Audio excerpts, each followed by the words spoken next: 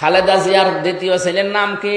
কো কো কয়কার বাদ দিয়ে যদি শুধুমাত্র হর্ষকার দিয়ে দেন, এই কো কো, ওর দাদি যদি ডাক দেয় যার দাঁত নেই, কি বলে ডাকবে? কুকুর।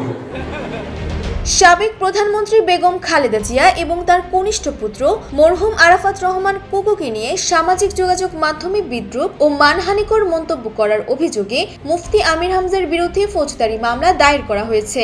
রোববার কুষ্টিয়া আদালতে মামলাটি করেন ইসলামী বিশ্ববিদ্যালয় ছাত্রদলের যুগ্ম আহ্বায়ক সোলাইমান চৌধুরী শিহাব। মামলার এজাহারে বলা হয়, মুফতি আমির হামজা বিভিন্ন ওয়াজ মাহফিলে আরাফাত রহমান কুকুর নাম ব্যঙ্গাত্মকভাবে বিকৃত করে প্রচার করেছেন।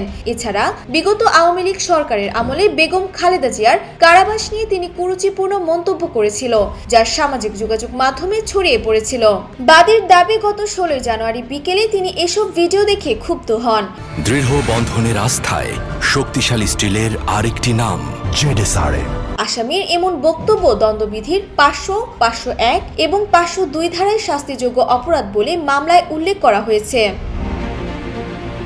বাদী সোলাইমান চৌধুরী শিহাব জানান, এটি কোনো রাজনৈতিক প্রতিহিংসার মামলা নয়। একজন মরহুম ব্যক্তি ও সাবেক প্রধানমন্ত্রীর প্রতি এমন অশোভন বক্তব্য সমাজে গ্রহণযোগ্য হতে পারে না। সামাজিক শালীনতা রক্ষার দায়বদ্ধতা থেকেই তিনি আইনের আশ্রয় নিয়েছেন।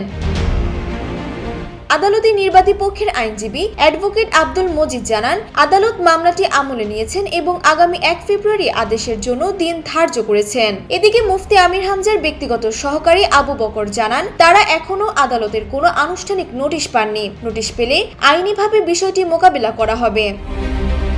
ডেস্ক রিপোর্ট, জয় জয় দিন।